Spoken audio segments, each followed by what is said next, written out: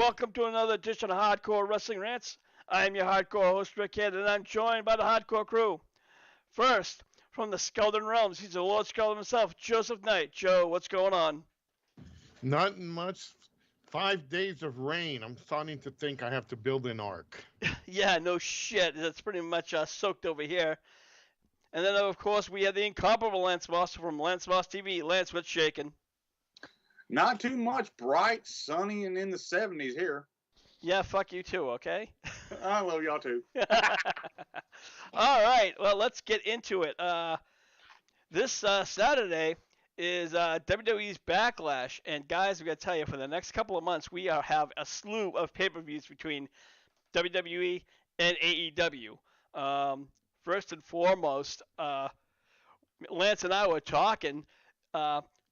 Now this coming on the Saturday on the 27th, WWE's got another pay-per-view, and that is the Night of Champions. And then on Sunday, AEW is going to have Double or Nothing.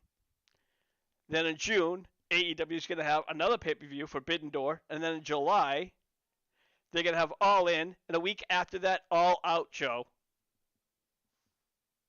Yeah, geez, talking about filling up your plate there with a lot of pay-per-views. Talk about it. I hope that AEW is not going to start pulling the WWE garbage of constantly putting pay-per-views every month, because that's going to kill their product. Yeah, no, I agree. And Lance and I was talking, but I think the reason why they're doing All Out shortly after All In is because it's in Wembley Stadium, so they wanted to have both. Oh, and you always know whenever you go in, you got to pull out at the same time, so you got to keep going in and out. And I think Money in the Bank from England is in June or July. Yeah, it's just like crazy.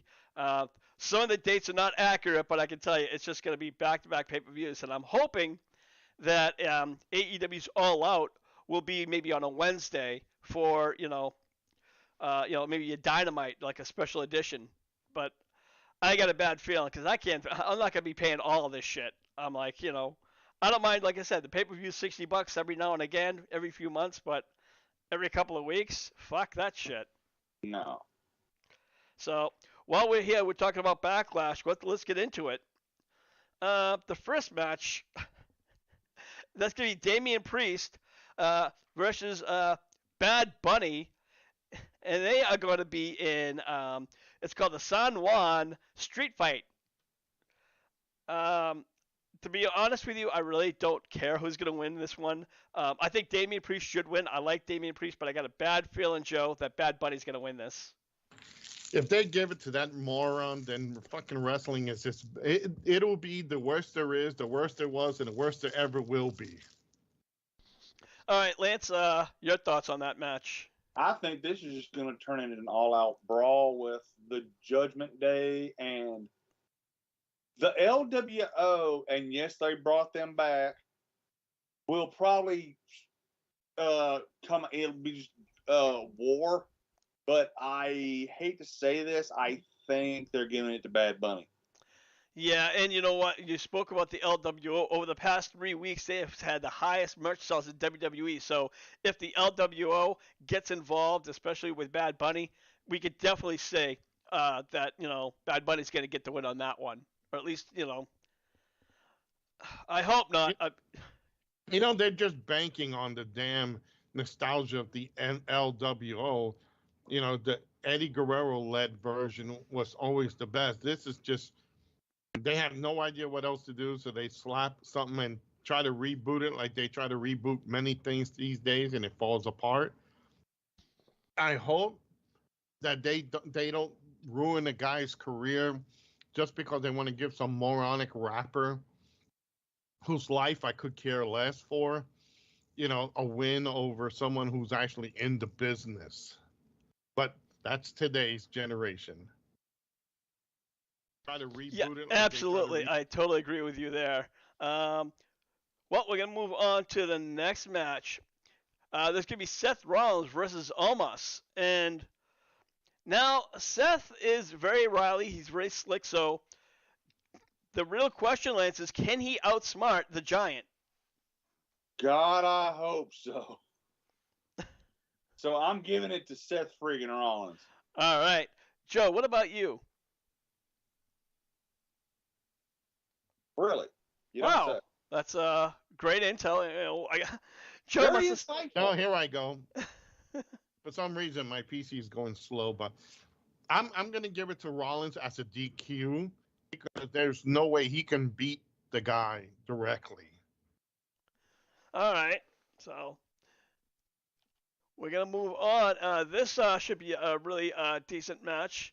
It's Bianca Belair taking on Io Sky. Now Bianca, if I'm not mistaken, she went over to SmackDown. Am I correct? Yes. Now this was supposed to be for the Raw title. So what is is this now a title match? Did she get the SmackDown title, or what's going on with that? Right now, well, either way, both the Io Sky and her crew and Bianca are both on SmackDown, so they're basically going to probably next Monday they're going to do the belt swap, but it probably wouldn't affect anything. So right now she is still currently the Raw Women's Champion. Yes. All right. Well, Joe. Lance, if you had to pick, what's your pick? I'm keeping it on Bianca. Keep it on Bianca, which she'll eventually probably have to drop next week. Joe, your pick. Okay, Joe's having a lot of technical difficulties. I myself, I'm betting on Io Sky. I'm hoping for Io Sky. We've seen these two face each other several times, and several times Bianca Blair's pretty much gotten the upper hand. I'm hoping this is the rubber band match where Io Sky does come over on top.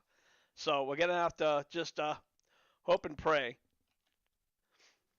And then, of course, we have the SmackDown Women's Champion, Rhea Ripley, and should be taking on Zelina Vega. Now, I myself am not too worried about Rhea Ripley being Zelina Vega. This is pretty much what you should see on Monday Night Raw, Lance. I love Zelina Vega, but ain't no way in hell she's winning this. Yeah, very sexy broad. Don't get me wrong, but as far as wrestling, that's where she kind of falters a little bit. Joe, are you with us? Yep, I'm here. Can you hear me clear now? Yep. All right, there you go. We were just All talking right. about the match between Rhea Ripley and Zelina Vega. Oh my God! Like, I don't know why she's even getting a title match. That shows you the bad talent pool that they have when they got to give a person that can't freaking wrestle, can't cut a promo, can't really do much except being a looker, and that's it. But you know what? When you have a looker, if you replace the L with an H, that's pretty much what you got, Selena Vega. Um, Bottom line is, I don't see I see Ripley destroying this person. And is this whole show in Puerto Rico? Yes, it is. Then expect a lot of fucking LWOs to start showing up and trying to cause issues. But if they overbook it with too much of the LWOs, they're just gonna, which is fine because that's the territory, Puerto Rico and whatnot. But they should not make that a focus.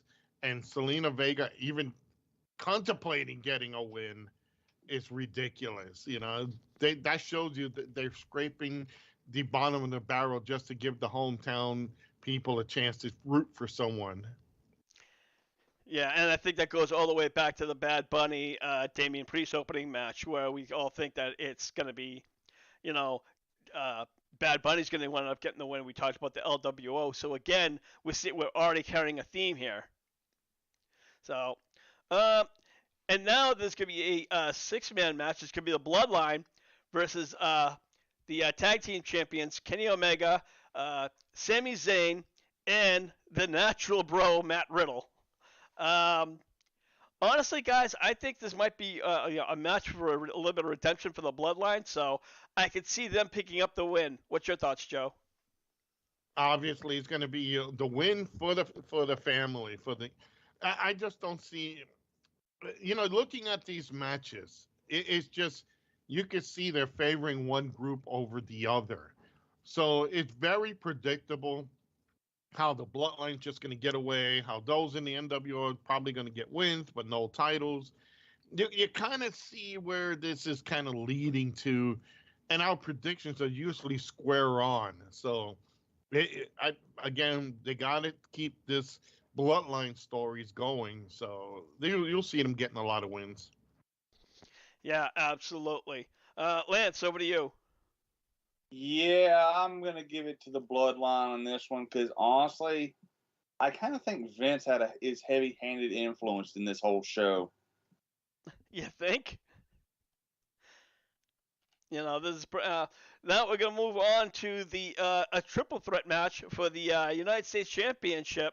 It's gonna be Austin Theory who's going to be taking on two giants, and that of course is um, oh my god, my brain just had a brain fart there.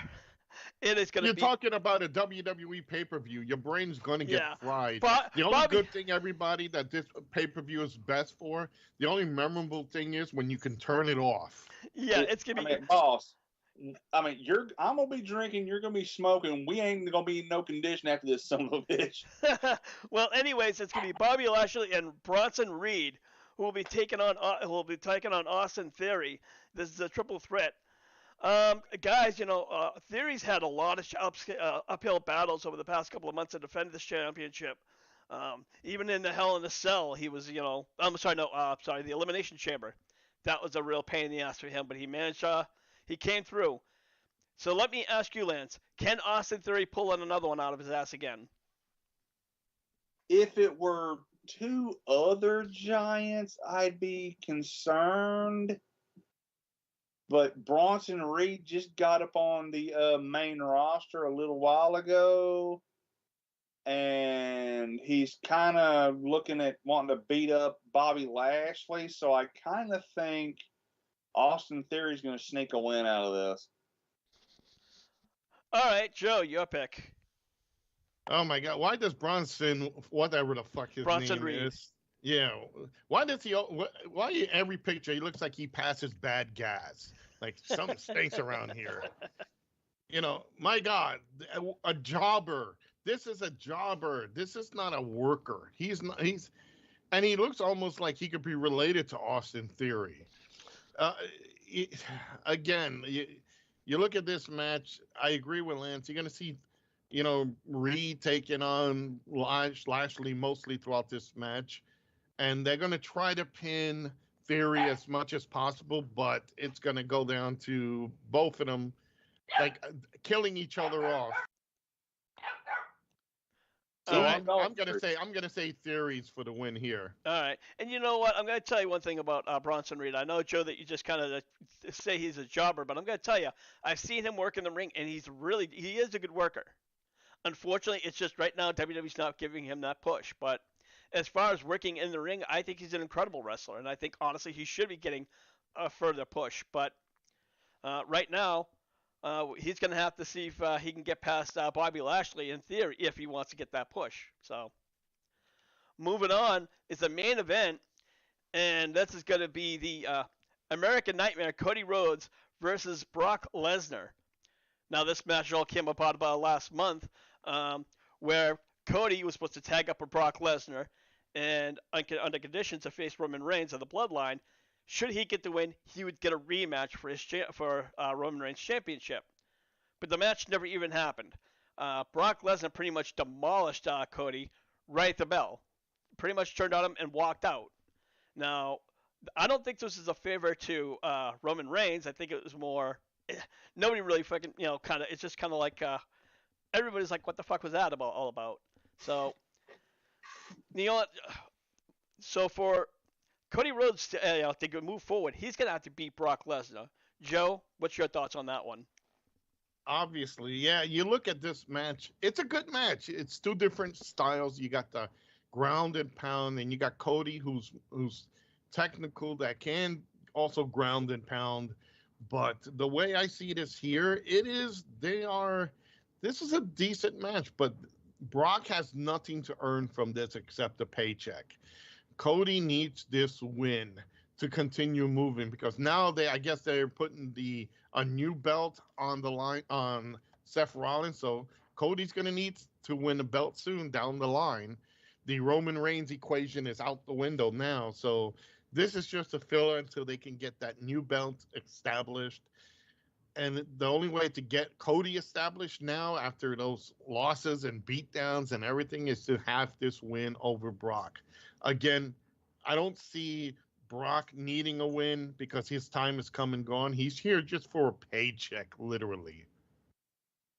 You know, I have to agree with you. For Cody Rhodes to move forward in any championship, he's definitely going to have to get this win. As far as the World Heavyweight Championship, the big gold belt, I guess you could call it now, that won't even be inducted, or no champion will be signed up until Night of Champions. So, Lance, your pick, Cody or Brock? Cody is going to beat the Beast.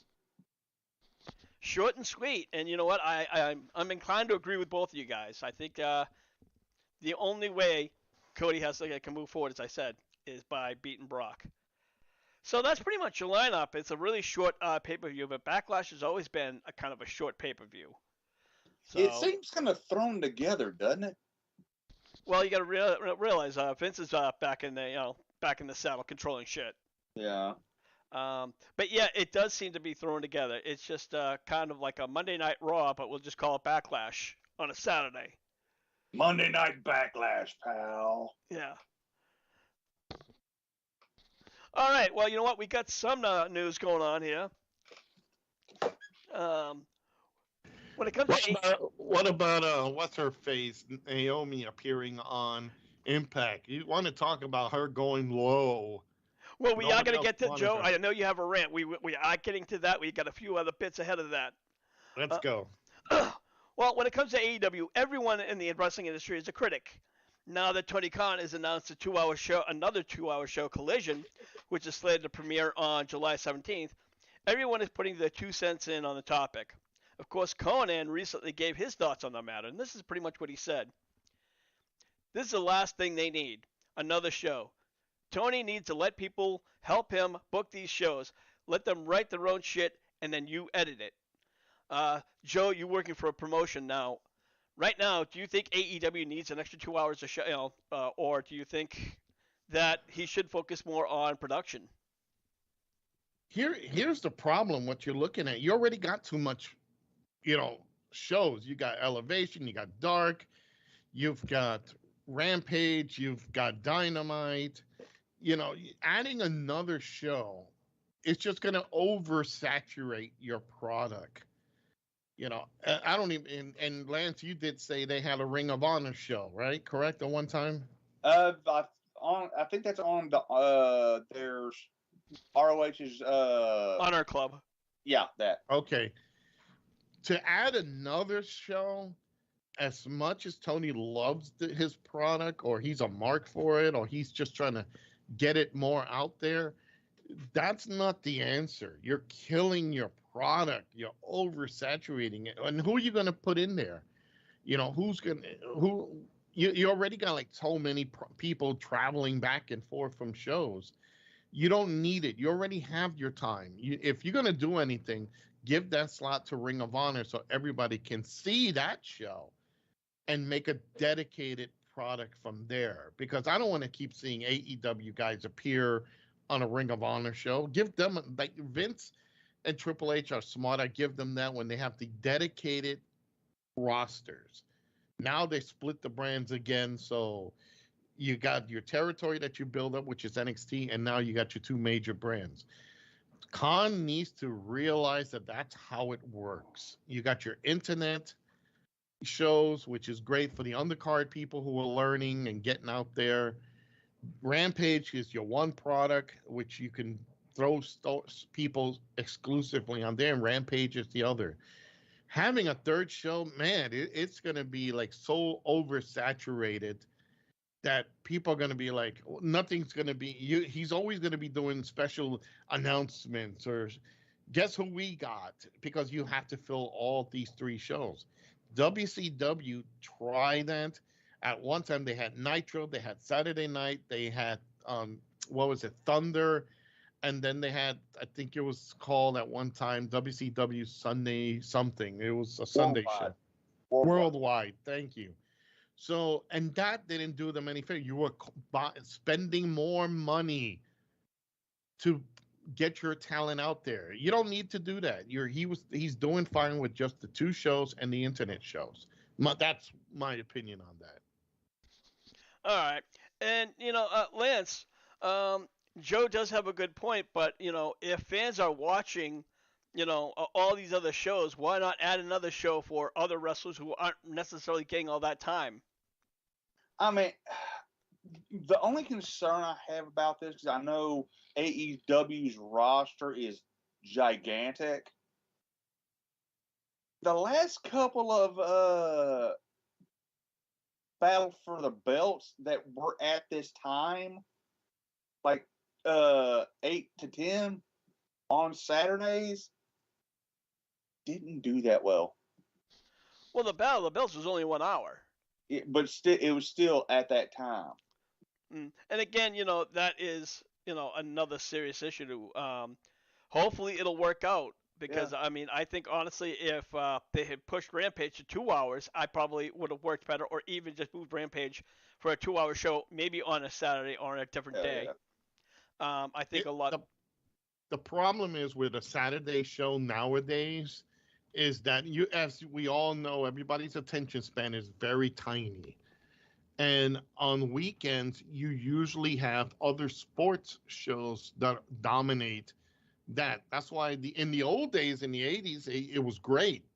Wrestling was just as big as boxing and everything, and you had, like, you can run up against these different shows. Today's, it's like Roman, when we were going to the pay-per-view, you could see how bad that pay-per-view is already. Maybe one or two key matches are good, but everything else is garbage. Having a Saturday show is not like it used to be in the 80s. Nobody really stays home on Saturdays anymore. If you're working, you're tired, you come home, you click on the TV during the week, boom, there's your wrestling. Okay, fine, I'll watch that. Wrestling now during the week is the equivalent of wrestling was on the weekends back in the 80s. People rather see it on a weekday than now on a weekend. So that might not pick up, especially during the summer. Yeah, absolutely. Now we're gonna move things along. We did already talk about All In and All Out pay per view, back to back, and our thoughts on that. We kind of hashed that out before we did the picks and predictions for um, Backlash. So we're gonna kind of skip over this one. It sounds like a porn edition. AEW In and Out, starring Soraya. Well, she will be there, so This is her house. Anyways, CM Punk was reported seen backstage on Raw last week until he was quickly escorted out of the building. Then on Friday, Punk was backstage at Impact Wrestling, where he got a warm welcome. Punk spent a couple of hours catching up with some old friends and sharing stories, and I guess he even played a round of Uno. Now, last week, honestly, when people said that Punk was on Raw, or behind the scenes, I didn't believe it. Not for a second. It made no sense to me. But now, of course, there's pictures of Punk all over at backstage, on Impact. So he spoke with Jordan Grace and a couple of other wrestlers that he took some snap pics with. Now, Joe, let me ask you, what is the purpose of CM Punk, doing this? I mean, is he trying to, tease that he might leave for another company, or is he just bored, or what? Hey, he's looking for attention. The guy, he knows he's on thin ice in AEW. No matter what, Tony make the final decisions, but he can't risk his locker room mutiny on him over one individual. So I think this is Punk's way of going, hey, I'm just visiting. Hi, how the fuck are you, all you people? And everybody kind of looked at him and says, get out. So he's feeling out stuff. And really, between the two companies, there is really nothing else. What are you going to have? You're going to try to go to the NWA? That's a clusterfuck in itself. That company would never make it to what it was in the 80s. So that's out. Hell, Impact still pays people with food stamps, so they couldn't afford the guy. So let's face it, he's just feeling out where he can be welcomed, and Yeah. being on thin ice in AEW, coming to WWE and trying to say, "Hey guys, hi," and they escorting him out. I think it's just himself feeling out where he can go if options go south on AEW. All right, Lance, what's your thoughts about CM Punk being in backstage and Impact? And now keep in mind before you do that, Punk once said that he wanted nothing to do with Impact. That was during his WWE years. But I think he had a bad experience the one time he did when Dixie was still managing that damn place. That's true. Now, honestly, this could be one of two things: him putting feelers out, or him trying to get a little bit of positive spin for him to come back. Because let's face it, after the media scrum, he was persona non grata. Very true. And I would like to welcome James Jones into the YouTube chat room. And he said for CM Punk, it seems like he's trying to make right with certain ones. Yeah. And you know what? That sounds again like what it's probably is he's trying to do. Both Impact and Raw were in the city those weeks he visited, so it's not like he went out of his way.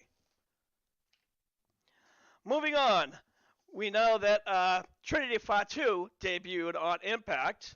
Um, During the taping, she already did one mic set, and then she's also slated to face Kylan King, if I'm not mistaken. Uh, so this is what she had to say. Um, I feel like a blessing in disguise. I feel it allows me to grow and become a better in every way, in every aspect. Show me that I'm strong, who I really am. I'm now got this new journey ahead of me, these new goals, and I'm excited to ready to step into this new chapter. Now, Joe, you were about to rant before when we got on the show, so let me ask you, what do you have against Trinity 2 going into Impact Wrestling? She's wasting her talents there. Look, Trinity, Naomi, whichever you want to call her, the leash holder of a drunken Uso.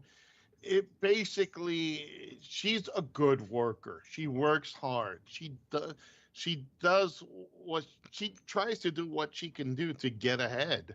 While in WWE, when she was solo with Feel the Glow, she was really good. She was, getting in there.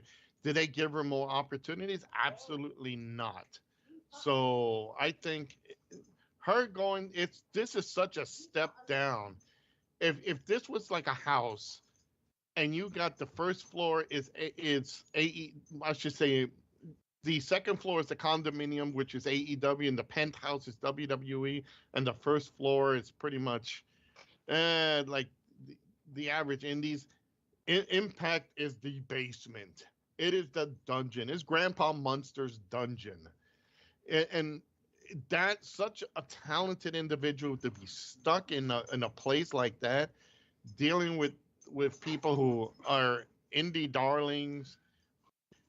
It's sad on her end, and she got herself in this position because she followed a certain moron who's, you see, she's doing way better than her tag team partner, who she supposedly cares for.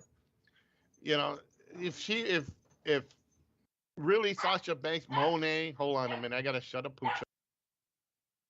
Okay, well, Yeah. Joe shuts Well, up. I'll rant later, but go ahead. Yeah, I feel she's just wasting her time. She should have make amends with WWE and gone there, or maybe try her best to go to AEW. Well, we've already talked about how AEW's always is pretty much covered in talent, and I think if she went in there, she'd either step on somebody else's, she'd push somebody else out of the spotlight, or she'd fall through the cracks, Lance. But I'm gonna say, we've seen wrestlers who've gone to Impact Wrestling after they left WWE, and then come back as a stronger wrestler. Drew McIntyre is a perfect example. That's very true, but damn, she went from the Yankees to a AAA team. Well, again, But Hell, she went. If you want to call it the right way, she went from Tiffany's on Fifth Avenue, Saks Fifth Avenue, Walmart. to Walmart, and that's a no. She not that. Let's not even insult Walmart. She went to Dollar General. Hell yeah. You know. Now, what she needs to do, either call up her husband and get her damn job back, or talk to Mercedes Monet, because she was in the building when she made her debut at Impact, Yeah, she did. and get to work on getting into New Japan for a bit of a run and get a paycheck there. Because you basically making McDonald's money in Impact. Well, the thing was, is I guess she was going to go to New Impact. I'm sorry, New Japan Pro Wrestling, but for some reason she turned it down. She never said it was really money. She didn't say why. If Well, you ask me personally, I think it's that she'd be moving to another country away from her husband, which is yeah, somebody's got to ride with the moron to make sure he doesn't keep getting arrested. That's Joe Axel. No. Hey, let's put it for fact. I went 2 weeks without one, so I got to get one in. Yeah, there you go. Let's face it. She is the only person that. And here's the story I would have done was bring her back, drop the whole Feel the Glow, and make her part of the bloodline. That way, they have that female member in their group that can run for a title match against, Bianca Belair. They dropped the ball on this one. Who are they going to get? Tamina or Nia Jax? They already run their course. I think Naomi still has enough gas in her tank that she could keep going and do much better than where she is right now. Let's face it, where she is right now, she is the name in a small, tiny pond.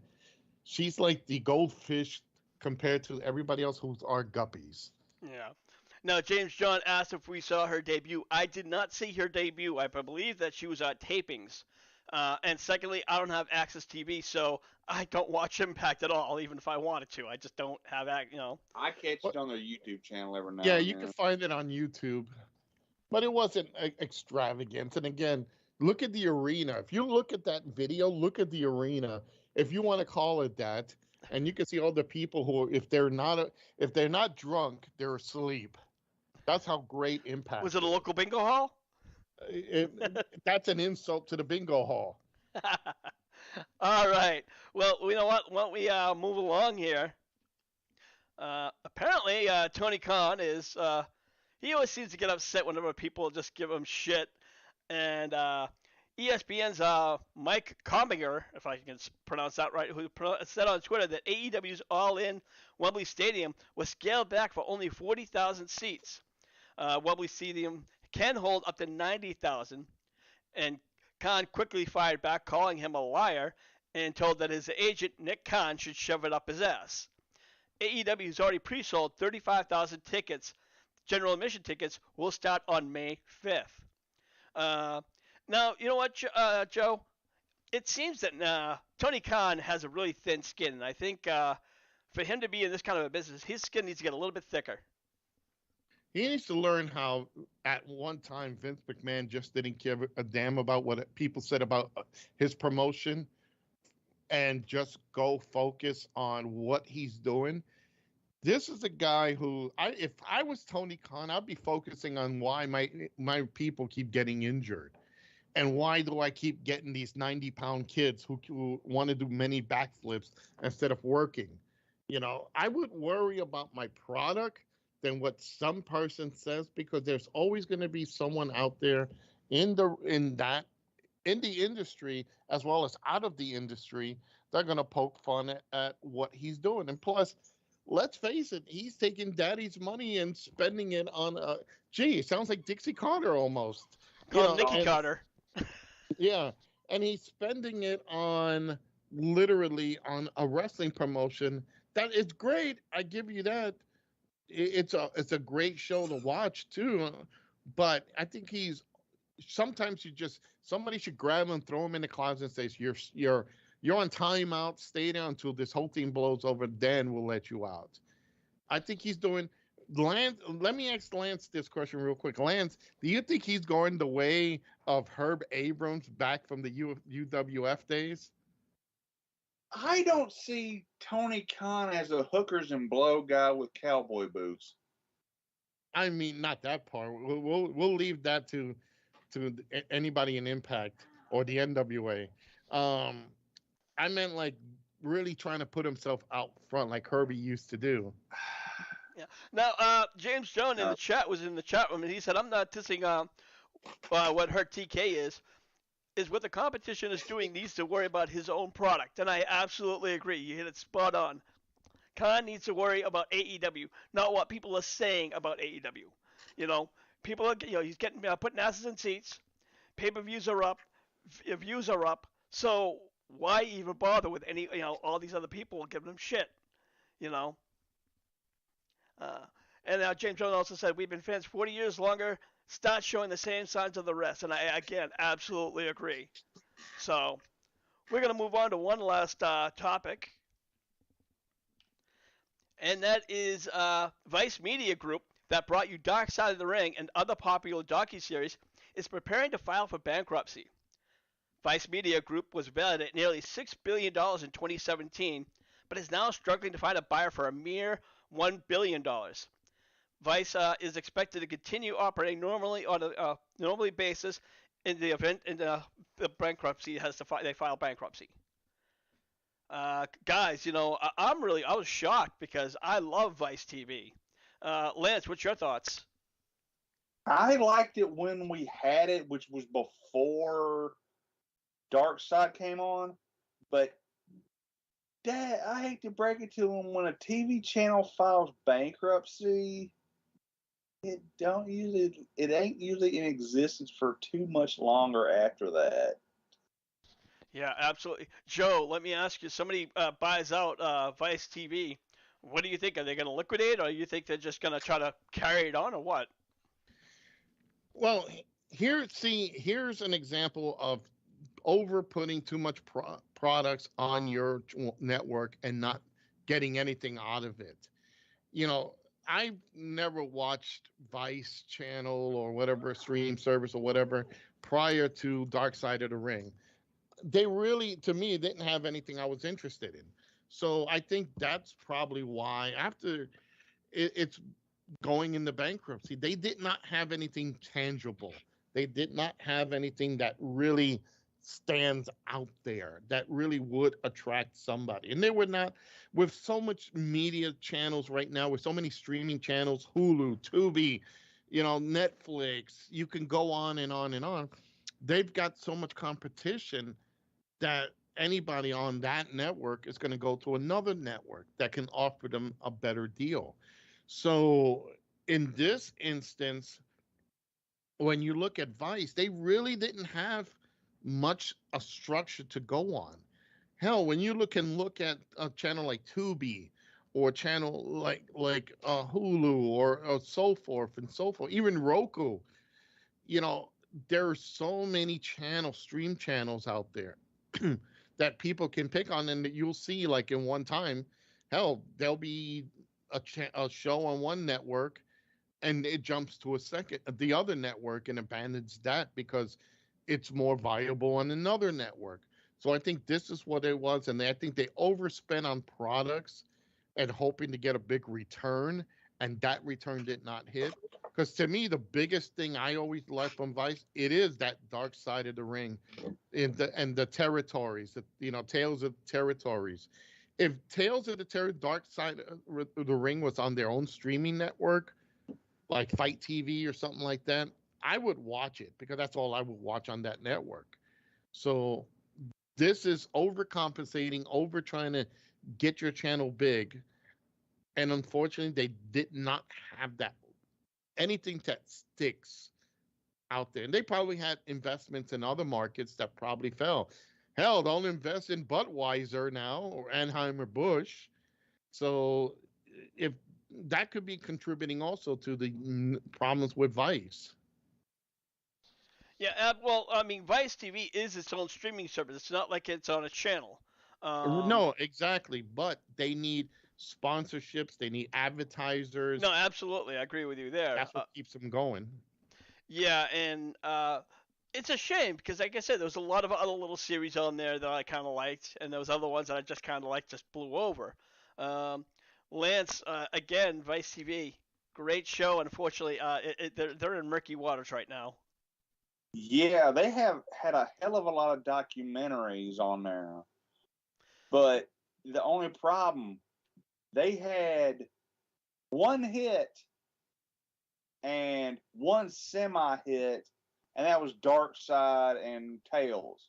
Yeah, and they've been in existence for 5-6 years, something like that. I think they were pretty much even when they were on just strictly on YouTube before they actually got their own streaming service. Yeah, and it's a real shame. But you know what, guys? We're going to wrap up this edition of Hardcore Wrestling Rants. I want to thank everyone who is listening. And, of course, I want to thank James Joes, who put his 2 cents in on this podcast. We're here every week at 5 p.m. For those of you who are new to the Hardcore Wrestling Rants, check us out over on Facebook. We have the latest news, rumors. I also cover AEW's Dynamite each and every week, along with the play-by-plays for pay-per-views. Joe, you're over at Skull and Realms. Tell everybody about it. Well, definitely. I am just do the hashtag Scoldrins Realm. I am on Facebook, YouTube, and Twitch. I do game videos from yesterday to today, from consoles to PCs. I've been trying to get my retro series back up and running, like the Mega Man series, and I've just been extremely busy. So I am going to try to do that tomorrow night, where I can do finally the Mega Man series, and I'm going to be needing a lot of coaching throughout that series. Lance, you're over at Lance Moss TV. What do you got going on over there? Well, every Tuesday night we go live with Lance Moss TV and friends. We never know who's going to show up, and we shoot the shit for about an hour and a half to 2 hours. So, yeah, come check us out. All right. And last but certainly not least, I want to give a shout out to our good friends, Mr. and Mrs. A, over on Facebook, where they have BC Games and More. BC Games and More, they play a lot of old retro games. They do trivia, give out gifts, and much, much more. And you can catch them on the weekends. Again, that's BC Games and More. So, for Hardcore Crew, I'm your hardcore host, Brickhead, saying, we'll see you when we see you. Buy this shirt! Yeah.